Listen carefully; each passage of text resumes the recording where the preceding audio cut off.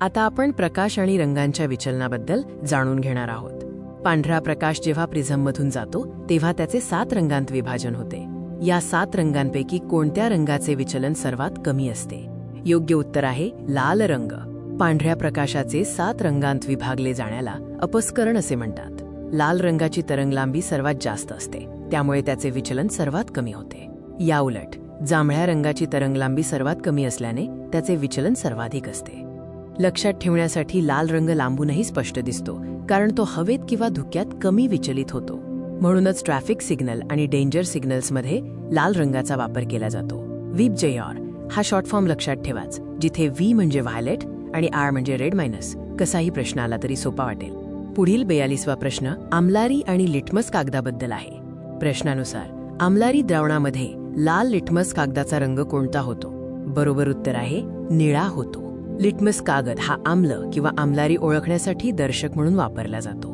आम्लारी द्रावणात लाल लिटमस निळा होतो, तर आम्ल द्रावणात निळा लिटमस लाल होतो. हे लक्षात ठेवण्यासाठी एक सोपी ट्रिक आहे.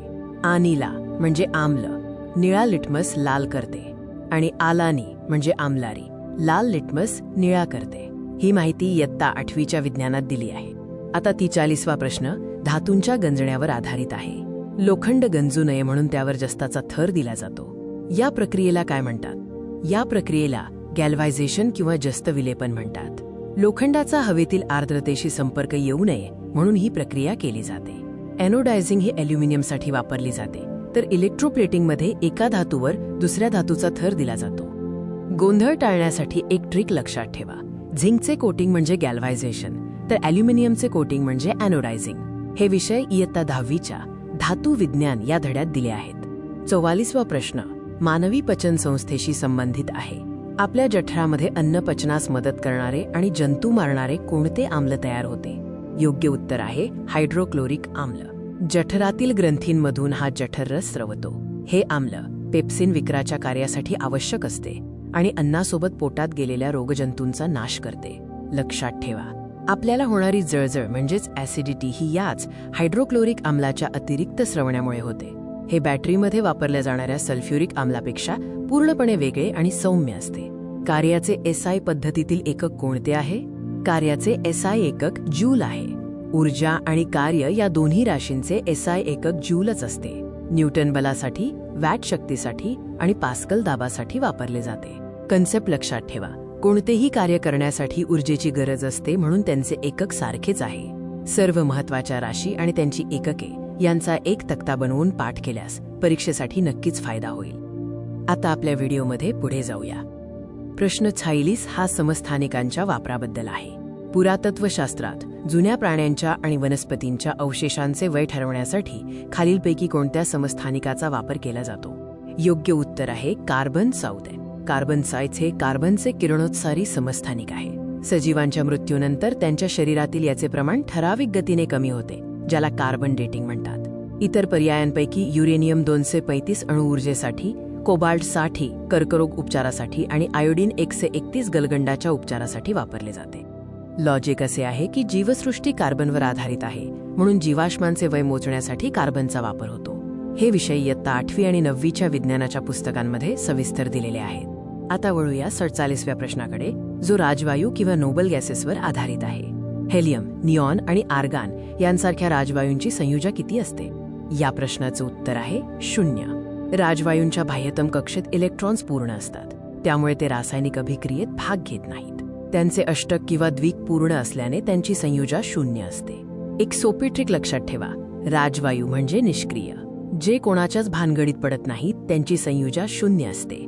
पुढील 48वा प्रश्न द्रव्याच्या अवस्थांबद्दल आहे. स्थायू पदार्थाला उष्णता दिल्यावर त्याचे द्रवात रूपांतर न होता थेट वायूत रूपांतर होण्याच्या प्रक्रियेला काय म्हणतात? या प्रक्रियेला संप्लवन किंवा सब्लिमेशन म्हणतात. कापूर, नवसागर आणि आयोडीन ही याची प्रमुख उदाहरणे आहेत. बाष्पीभवन म्हणजे द्रवाचे वायू होणे, तर संघनन म्हणजे वायूचे पुन्हा थंड होऊन द्रव होणे. लक्षात ठेवण्यासाठी पूजेच्या कापराचे उदाहरण पहा, जो वितळत नाही, थेट उडून जातो. हे द्रव्याचे संघटन या इयत्ता 8वीच्या धड्यात दिले आहे. आता पाहूया 49वा प्रश्न, जो निर्देशकांशी संबंधित आहे. फेनॉल्फ्थलीन हा कृत्रिम दर्शक आम्लारी द्रावणात कोणता रंग दाखवतो? फेनॉफ्थलीन आम्लारीमध्ये गडद गुलाबी रंग दर्शवतो. आम्लामध्ये मात्र तो रंगही नसतो. याउलट मिथिल ऑरेंज आम्लात गुलाबी लाल आणि आम्लारीत पिवळा रंग दाखवतो. ट्रिक अशी आहे की फेनोल्फ्थलेनच्या सुरुवातीच्या पीवरून पिंक लक्षात ठेवा. हे आम्लारी ओळखण्यासाठी खूप उपयुक्त आहे. 50वा प्रश्न अधातूंवर आधारित आहे. खालीलपैकी कोणता अधातू विजेचा सुवाहक आहे? उत्तर आहे ग्रॅफाइट. साधारणपणे अधातू विजेचे दुर्वाहक असतात, पण कार्बनचे अपरूप असलेला ग्रॅफाइट त्याला अपवाद आहे, कारण त्यात मुक्त इलेक्ट्रॉन्स असतात. विज्ञानात अपवादांवरही प्रश्न विचारले जातात, त्यामुळे ग्रॅफाइटसारखे अपवाद आवर्जून लक्षात ठेवा. हे विषय इयत्ता 8वी आणि 9वीच्या विज्ञानाच्या पुस्तकात आहेत. व्हिडिओ पाहिल्याबद्दल धन्यवाद. आता आपल्या व्हिडिओमध्ये पुढील प्रश्न 51 कडे वळूया. आधुनिक आवर्त सारणीमध्ये हॅलोजन गट कोणत्या गणामध्ये ग्रुप समाविष्ट आहे? योग्य उत्तर आहे गण 17. आधुनिक आवर्त सारणीतील गण 17मध्ये फ्लोरीन, क्लोरीन, ब्रोमीन आणि आयोडीन ही मूलद्रव्ये आहेत. त्यांना हॅलोजन कुळ म्हणतात आणि ते अत्यंत क्रियाशील अधातू आहेत. लक्षात ठेवण्यासाठी एक ट्रिक: 18वा गण म्हणजे राजवायू, जे निष्क्रिय असतात. त्याच्या अगदी अलीकडचा 17वा गण सर्वात जास्त ॲक्टिव्ह असतो, कारण त्यांना अष्टक पूर्ण करण्यासाठी फक्त एका इलेक्ट्रॉनची गरज असते. आता 52वा प्रश्न पाहूया. वनस्पती तेलाचे हायड्रोजनेशन करून वनस्पती तूप तयार करताना कोणता उत्प्रेरक कॅटलिस्ट वापरला जातो? या प्रक्रियेत निकेल चूर्णाचा उत्प्रेरक म्हणून वापर केला जातो. उत्प्रेरक म्हणजे असा पदार्थ जो स्वतः अभिक्रियेत भाग न घेता रासायनिक अभिक्रियेचा वेग वाढवतो. ट्रिक अशी आहे की तूप बनवण्यासाठी निकेल वापरतात. हे तूप निकेल या शब्दजोडीने लक्षात ठेवा. ही प्रक्रिया इयत्ता 10वीच्या विज्ञानातील रासायनिक अभिक्रिया या धड्यात दिली आहे. पुढील 53वा प्रश्न कार्बन संयुगांबद्दल आहे. बायोगॅस आणि नैसर्गिक वायू नॅचरल गॅसमधील मुख्य घटक कोणता आहे? याचे योग्य उत्तर मिथेन आहे. बायोगॅस आणि सीएनजी मध्ये सर्वाधिक प्रमाण मिथेन वायूचे असते, तर घरगुती एलपीजी सिलेंडरमध्ये प्रामुख्याने प्रोपेन आणि ब्युटेन असतात. नेहमी होणारा गोंधळ टाळण्यासाठी हे सूत्र लक्षात ठेवा. नैसर्गिक गॅस म्हणजे मिथेन, तर सिलेंडरमधील गॅस म्हणजे प्रोपेन आणि ब्युटेन. हे इयत्ता 9वीच्या कार्बन धड्यात अभ्यासा. आता 54वा प्रश्न जीवनसत्वांवर आधारित आहे.